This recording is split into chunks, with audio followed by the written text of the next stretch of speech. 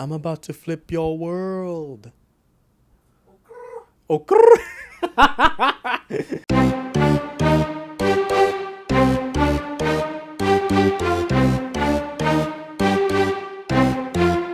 I've had a great time with the Z Fold 3, so it's time to move on to the Z Flip 3. Because this year for Samsung, it's all about the foldables and flippables. I've been using the Z Flip 3 for about a few weeks now, about 3 weeks, and it's been ample time for everything to be optimized from software to battery, and I must say, it is a good jump from the first Z Flip, but not a jump far enough for me to be completely impressed. But if we're gonna talk about like the physical aspects of it, I would say the biggest improvement lies there. The Z Flip 3 pretty much nails it now even better in the folding experience, the flipping experience. It's much more smoother compared to the first generation. Now, it's so smooth that I can't still flip it open with one hand because it's huge. It's actually pretty big on my hand.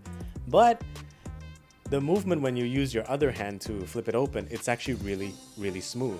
But you see, the thing is now there is a little bit more resistance compared to last time when it comes to the fringe because of that whole aluminium armor, and you can pretty much set it to almost any angle that you like, especially for people who want to use these types of phones to do video calls. You just set it on the table, flip it half open, and of course it goes into flex mode where you can pretty much just put it on your table and have a clear, concise chat free from your hands. The specs of the Z Flip 3 is kind of okay. It uses the Snapdragon 888 SoC paired with 8 gigs of RAM and 128 or 256 gigs of internal storage, which I feel is still okay in 2021 standards. If this came out last year, it would have been way better, but I guess this is what we do to keep costs low.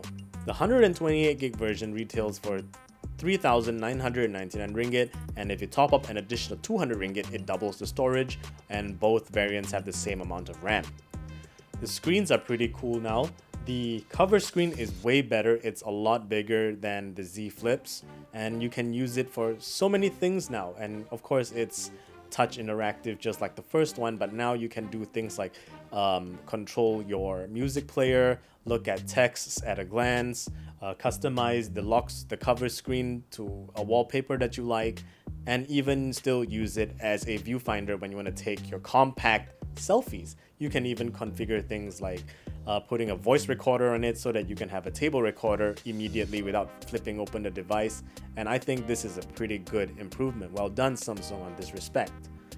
As for the main screen, it's upgraded with a 120Hz AMOLED panel, which is Samsung's signature. Everyone knows this by now, and it's pretty smooth and it's adaptive, so it can go as low as 48Hz all the way up to 120Hz. But I would say that when you're doing your basic things like going on your social media, looking around your gallery, replying texts, everything is just buttery smooth. I mean, that's One UI. You gotta love One UI for being such a well-polished operating system. But the thing is, even though it's got that, yesteryear's flagship spec processor, can we really play games on this? Yes, you can. But I don't recommend it. I mean, it depends. If you are a 3D intensive gamer, I would say something like Genshin Impact. I wouldn't really want you to play this game on this phone because it gets incredibly hot.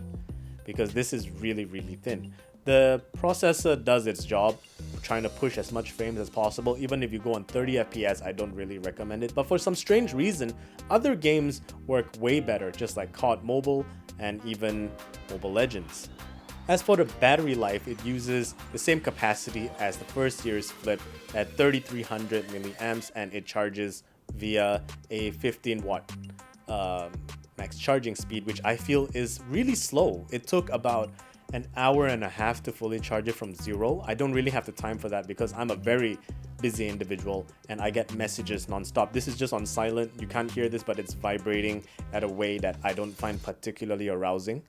And to charge it for 1.5 hours is not really ideal for me. So usually when I'm done with the day, I'm still left with a 5%. And that is already by some miracle. And I charge it back overnight. So charging it overnight for me is pretty much the only way for me to charge it all the way back to 100 at a satisfied level. But if you're on the go, you really got to bring your power bank.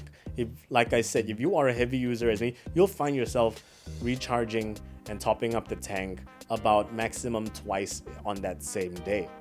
As for the cameras, I guess Samsung's approach is, if it ain't broken, don't fix it. It uses a 12 megapixel wide and a 12 megapixel ultra wide, and the selfie camera is a 10 megapixel. I mean, shots were pretty good from the rear camera, something you'd expect of a Samsung. I think it could be comparable to like an S21 Plus, and it definitely won't beat the Ultra, and it could be on par with the Fold 3. Dynamic range is good, contrast is good, level of detail is good, and for ultra wide, there was barely any distortion, because, you know, the lens correction could be really aggressive, but also in a good way. For the front camera, it takes perfectly decent shots and videos, and I suppose you will be using this for your video calls, so that's the highlight. I would place it on the table and have my Zoom calls, WhatsApp video calls, just like that. That is the cool thing of using a Flip. For me to recommend this device, I would say it's for someone who's looking for something that's unusual, something that's unique.